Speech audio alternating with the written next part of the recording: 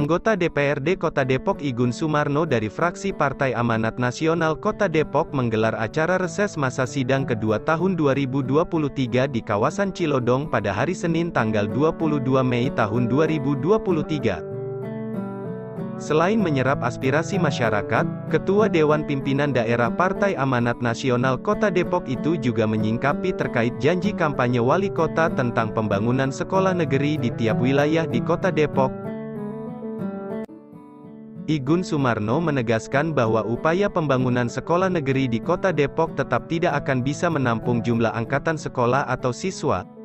Hari ini kita reses, utamanya sih adalah reses lanjutan yang kemarin pada saat kita reses pertama usulan. Kita ingin melihat bahwa kemarin-kemarin yang diusulkan itu seperti apa gitu kan, dari aspirasi masyarakat itu. Dan kita kadang-kadang masyarakat kan cuman bertanya, ini bener nggak sih sebetulnya ini reses ini menjaring aspirasi, kan banyak seperti itu.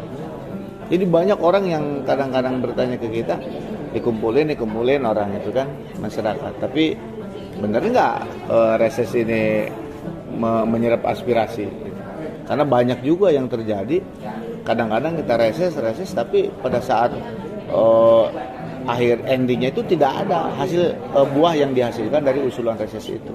Nah makanya kemarin kita sampaikan, diundang, dan alhamdulillah dari usulan kemarin sudah tervalidasi ya, di sekwan masing-masing, dan itu sudah masuk hampir sekitar 80% yang sudah bisa diakomodir. Ada beberapa hal yang tidak terakomodir kita itu, rata-rata memang masyarakat itu mungkin ada kebingungan dan rasa kurang percaya bahwa ini dapat atau tidak gitu. Nah pada saat dia rasa kurang percaya dapat tidak, kadang-kadang bikin usulan jadi ganda gitu. Diusulkan ke Dewan, diusulkan juga ke LPM melalui musrembang di kelurahan. Apa yang terjadi kan kita sudah sama-sama tahu, udah double counting lah. Di kita tidak dapat, di sana juga tidak dapat. Otomatis dicoret ya Pak? Otomatis coret kena memang. Nah, ada juga yang diusulkan juga itu ke Dewan berbagai partai. Itu kan berbeda partai. Ada yang ke kita, ke sana, ini dua-duanya tidak. Ini yang menjadikan dilema, dan pemahaman ini berkali-kali udah sih kita sampaikan kepada masyarakat bahwa mengusulkan itu cukup satu aja kemanapun itu. Dan ada juga memang anggapan bahwa reses ini, kalau reses tahun ini maka dapat tahun ini. Itu yang juga kadang-kadang kita menjelaskan harus detail juga gitu. Karena reses tahun ini kan mendapatnya tahun berikutnya. Tapi ada juga sih memang reses awal mendapatkan tahun ini mungkin ada yang prioritas pada saat itu atau bantuan-bantuan sosial. Nah, selain itu di reses ini kita jelaskan masalah kondisi pendidikan yang ada di Depok ya, terkait bagaimana sekarang penerimaan siswa baru. Masyarakat ini sebetulnya lagi berpikir bahwa masuk sekolah itu mudah gitu, gampang. Tapi ternyata pada saat sekarang masuk sekolah banyak aturan-aturan yang harus dipenuhi, sehingga masyarakat banyak yang tidak diterima di negeri.